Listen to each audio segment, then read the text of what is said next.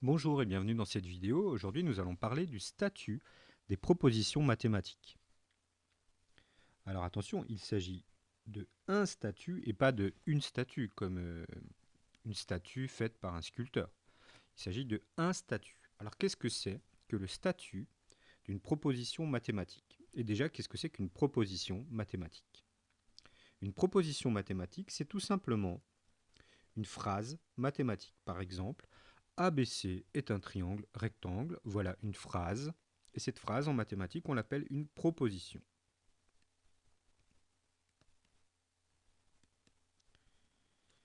Alors, une proposition mathématique peut posséder plusieurs statuts. En particulier, elle peut être une affirmation, une supposition ou bien encore une observation. Nous allons voir trois exemples qui vont nous montrer la différence entre ces différents statuts. Dans ce premier exemple, j'ai une figure qui représente un triangle ABC.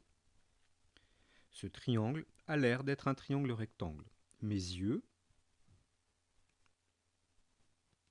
me disent qu'ici, il est possible qu'on ait un angle droit en A. Je peux alors dire le triangle ABC est rectangle en A. Si je ne fais pas confiance à mes yeux, je peux aussi prendre mon équerre, mesurer l'angle A ou placer mon angle droit de l'équerre sur l'angle A pour vérifier que c'est un angle droit. Je pourrais aussi prendre mon rapporteur, mesurer l'angle A et voir qu'il est égal à 90 degrés. Donc avec mes yeux, avec mon équerre, avec mon rapporteur, je peux vérifier que le triangle ABC est rectangle en A. Mais quel est le statut de cette phrase si maintenant j'affirme, après avoir fait cela, que le triangle ABC est rectangle en A? C'est le statut d'une observation. J'ai observé avec mes yeux, ou avec mon équerre, ou avec mon rapporteur, on peut même dire que j'ai mesuré, mais c'est rien d'autre qu'une observation un peu plus précise. J'ai mesuré, j'ai observé que le triangle ABC est rectangle en A. Cette proposition a donc le statut d'une observation. Voici un deuxième exemple, un peu différent. J'ai la même figure avec un triangle ABC, mais la seule différence, c'est qu'au point A, j'ai un petit codage, un petit carré. Et ce codage veut dire, vous le savez bien, qu'on a un angle droit. Ça veut dire que c'est une donnée de l'énoncé, c'est une donnée de la figure, que l'angle A est droit. Il n'est pas besoin de le mesurer, il n'est pas besoin de le vérifier avec une équerre, on sait que cet angle est droit, c'est une donnée. Quand je dis que le triangle ABC est rectangle en A, quel est le statut de cette proposition? Cette proposition a le statut d'une affirmation. On peut même dire que c'est une affirmation qui est une donnée de l'exercice.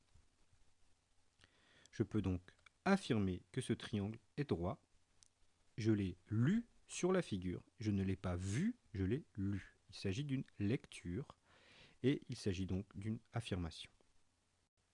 Voyons un troisième exemple. Dans cet exemple, nous avons un triangle ABC, toujours le même, mais cette fois, les données de l'énoncé, les affirmations qui sont données dans l'énoncé, sont le fait que la longueur AB vaut 3 unités, la longueur AC vaut 4 unités et la longueur BC vaut 5 unités. Que puis-je déduire de ces données? Ce que je peux dire, c'est que d'après la réciproque du théorème de Pythagore,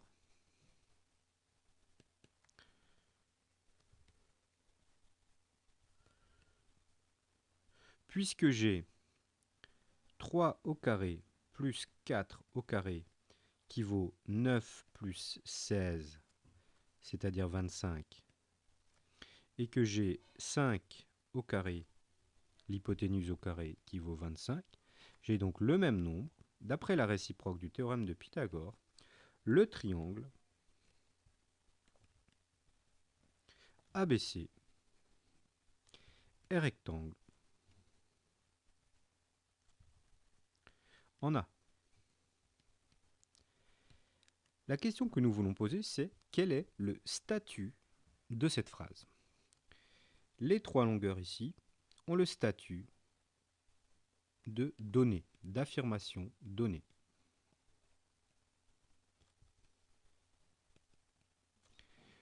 La conclusion qui utilise le théorème de Pythagore, ou sa réciproque, a donc également le statut d'affirmation.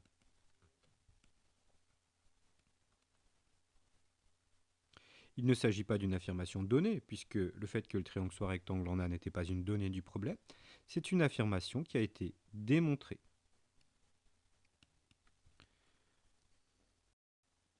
Dans ce quatrième exemple, nous avons toujours un triangle ABC, dont nous savons que les longueurs AB vaut 3, la longueur BC vaut 5, et la longueur AC, on ne la connaît pas, on l'appelle X. La question est la suivante. Pour quelle valeur de X le triangle ABC est-il rectangle en A? Si on nous pose la question pour quelle valeur de X le triangle ABC est-il rectangle en A, c'est que nous ne savons pas si le triangle ABC est rectangle en A, et même peut-être qu'il ne l'est pas. Mais pour répondre à cette question, il faut que je suppose que le triangle ABC est rectangle en A. De la manière suivante, je vais dire si le triangle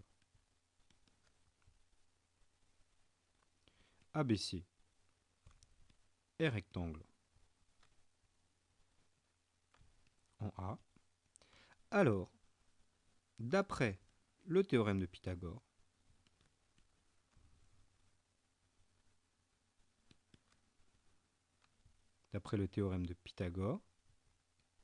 je peux dire que AB au carré plus AC au carré égale BC au carré. C'est-à-dire, puisque je sais, ça c'est une affirmation, que AB vaut 3, 3 au carré, plus AC x au carré, égale la longueur BC 5 au carré. Donc x au carré vaut 5 au carré, c'est-à-dire 25, moins 3 au carré qui vaut 9, c'est-à-dire 25 moins 9, 16. Donc x vaut racine carrée de 16, c'est-à-dire 4. La racine carrée négative, c'est-à-dire moins racine de 16 ou moins 4, n'est pas prise en compte ici, puisque on a une longueur qui est donc un nombre positif. Donc, notre conclusion,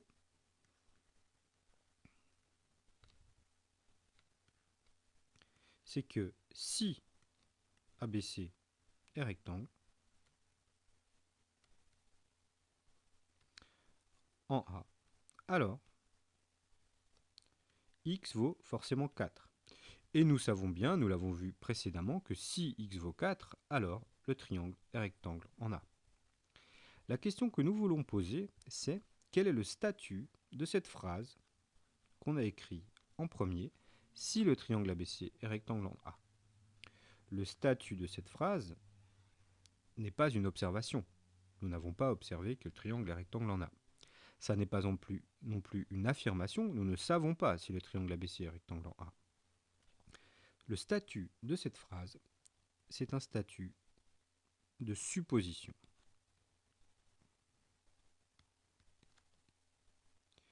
Nous supposons que ABC est rectangle en A, même si nous ne le savons pas, et nous étudions les conséquences du fait que ABC est un triangle rectangle en A. Et en l'occurrence, ici, la conséquence, c'est que la longueur x vaut forcément 4.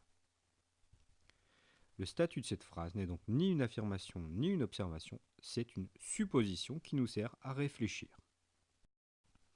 Notre conclusion, c'est qu'il faut toujours préciser le statut d'une proposition mathématique quand on l'écrit.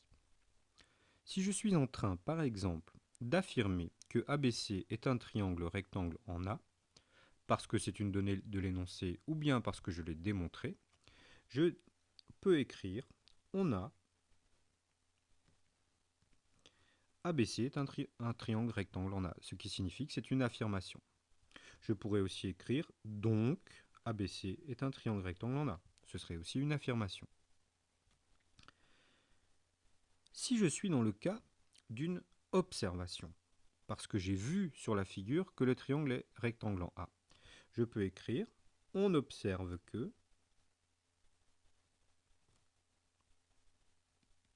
ou encore « on conjecture